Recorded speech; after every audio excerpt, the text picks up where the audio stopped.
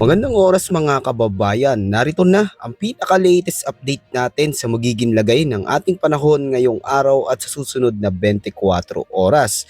Lumakas na at naging isang tropical depression na ang LPA na patuloy nating minomonitor. Alamin natin ang mga biglaang pagbabago sa kilos at galaw nito at ang mga lugar na dadaanan ng bagyo. Para naman lagi kang updated sa lagay ng ating panahon, i-click mo lang ang subscribe button. Sa kasalukuyan, ang Tropical Depression Wilma ay bagyang bumagal habang nagpapatuloy ang paglalakbay nito sa Philippine Sea, silangan ng Northern Samar. Sa pinakabagong datos na nakuha natin, tinatayan na sa layong 545 kilometers na lang ito sa may silangan ng Katarman, Northern Samar. Taglay nito ngayon ang maximum sustained winds na 55 kilometers per hour malapit sa gitna at may bugso na umaabot sa 65 kilometers per hour. Ang central pressure nito ay nasa 1,004 hectopascals, indikasyon na nanatili pa itong mahinang bagyo, ngunit may potensyal pang lumakas kapag nakahanap ng mas favorable condition sa karagatan. Sa takbo naman nito, kumikilos si Wilma pakanluran, timog kanluran sa bilis na 10 kilometers per hour. Hindi kasing bilis ng nauna, pero sapat na para magdala ng mga pagbabago sa panahon sa mga susunod na araw habang papalapit sa ating landmass. At bagamat isang tropical depression pa lamang, malawak na hangin na agad ang dala ni Wilma. Ang mga storm winds nito ay umaabot hanggang 220 kilometers mula sa sentro. Ibig sabihin kahit nasa malayo pa ang mismong mata ng bagyo, maaari nang maramdaman ang epekto nito sa ilang lugar sa Eastern Visayas at kalapit na mga rehiyon. Sa kasalukuyan, nakataas na ang tropical cyclone wind signals habang patuloy ang paglapit ng bagyo sa silangang bahagi ng bansa. Sa ngayon, umiiral ang signal number 1, ibig sabihin, maaaring maranasan ang malalakas na hangin sa susunod na 36 hours, kaya asahan ang lakas ng hangin na nasa pagitan ng 40 hanggang 60 kilometers per hour na posibleng magdulot ng minimal hanggang minor na epekto sa mga kabahayan, puno at ilang may hinang instruktura. Sa Luzon, sakop na signal ang timog na bahagi ng mainland Masbate. Sa Visayas, nakataas na ang signal sa Northern Samar, Eastern Samar, Samar, Biliran, Leyte at Southern Leyte. Kasama rin dito ang hilagang bahagi ng Cebu. Kasama rin nasa signal ang Bantayan at Camotes Islands at malaking bahagi ng Silangan at Gitnang Bohol. Sa Mindanao, apektado ang Surigao del Norte kasama ang Siargao at Bukas Grande Islands, gayon din ang Dinagat Islands. Nasa ilalim din sa signal ang hilagang bahagi ng Surigao del Sur, pati na rin ang hilagang bahagi ng Agusan del Norte. Habang nagpapatuloy ang paglapit ng bagyo, inaasang mas lalakas ang ihip ng hangin at posibleng lumawak pa ang saklaw ng mga signal, kaya't para sa mga nasa nabanggit na mga lugar, maging mahinahon ngunit mapagmatsyag, ihanda ang mga posibleng liparin ng hangin at siguraduhing matibay ang pagkakabit ng bubong at iwasang lumabas kung hindi naman kinakailangan. Para naman sa coastal water condition ngayong araw, inaasahan na magiging mapanganib ang lagay ng karagatan sa malaking bahagi ng silangan at hilagang seaboards ng bansa. Unahin natin ang pinakamataas na kondisyon ng dagat. Maaaring umabot hanggang 5.5 meters ang taas ng alon sa hilaga at silangang baybayin dagat ng Catanduanes, pati na rin sa mga seaboards ng Northern Samar. Sa ganitong antas ng alon at lakas ng hangin, lubang mapanganib ang paglalayag para sa anumang uri o laki ng sasakyang pandagat. Ang pinakamainam na hakbang para sa mga marino ay manatili muna sa pantalan o kung sakaling nasa laot na, humanap ka agad ng ligtas na kanlungan. Aabot naman hanggang 5 meters ang alon sa silangang bahagi ng Babuyan Islands, Cagayan, Isabela, Albay, Sorsogon at sa may Eastern Samar.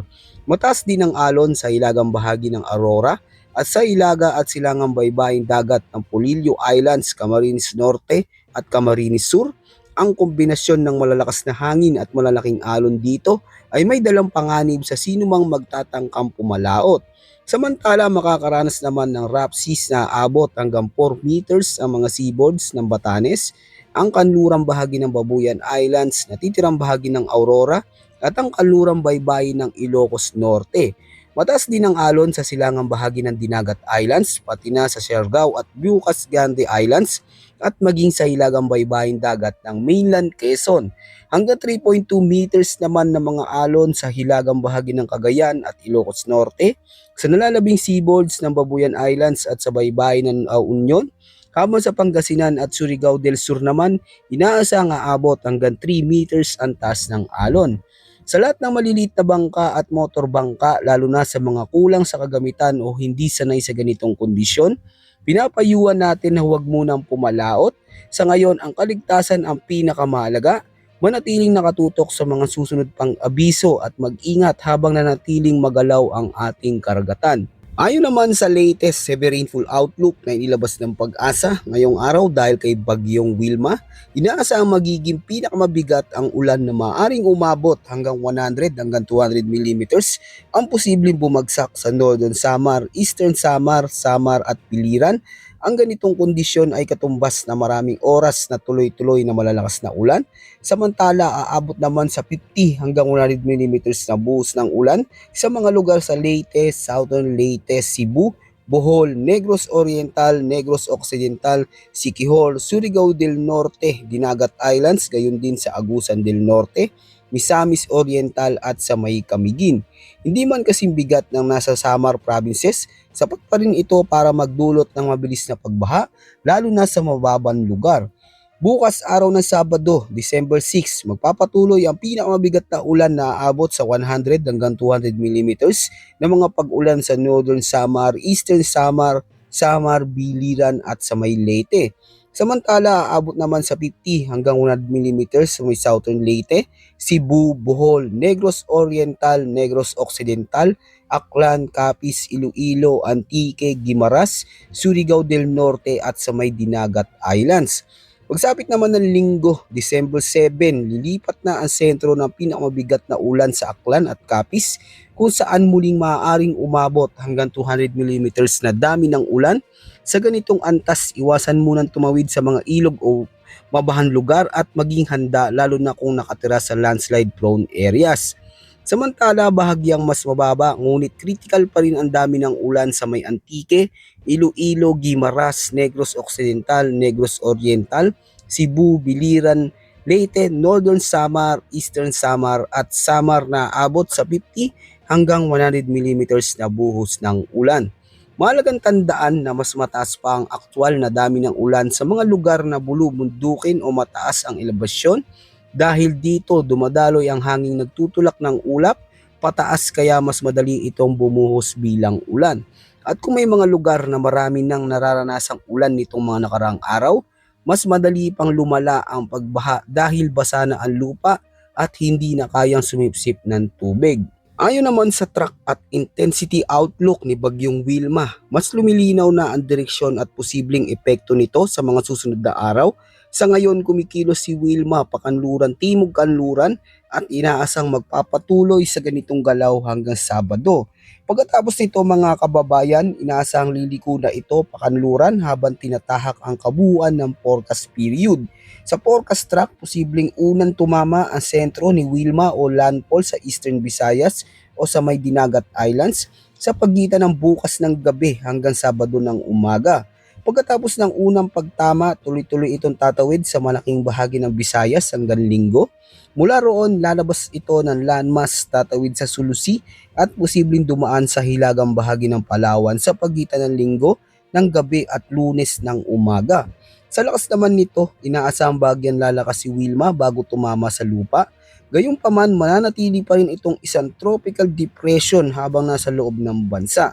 Mas mataas ang tsansa ng intensification kapag nakalabas na ito sa West Philippine Sea kung saan mas mainit ang dagat at mas favorable ang kondisyon para sa pag-develop ng isang bagyo.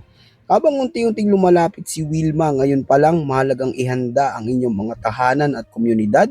Siguraduhin matibay ang pagkakabit ng bubong, iligpit ang mga gamit na maaring liparin ng hangin at linisin ang mga kanal upang maiwasan ang biglaang pagbaha. Para sa mga nasa coastal communities, bantayan ang galaw ng dagat, lalo na kung malapit sa mga lugar na madalas bahain o tamaan ng storm surge. Para naman sa mga residente sa landslide prone areas, maghanda ng go bag, alamin ang pinakamalapit na evacuation center at makinig sa anunsyo ng inyong lokal na pamahalaan. At ang pinakaimportante, huwag mag-atubiling lumikas kung kayo ay pinayuhan ng mga lokal na otoridad. Patuloy kami magbibigay ng pinakabagong update habang papalapit si Wilma at habang nakikita ang pagbabago sa galaw at lakas nito. Maraming salamat mga kababayan sa patuloy na suporta at huwag kalimutang mag-ingat ngayong nakakaranas tayo ng sunod-sunod na pag-ulan.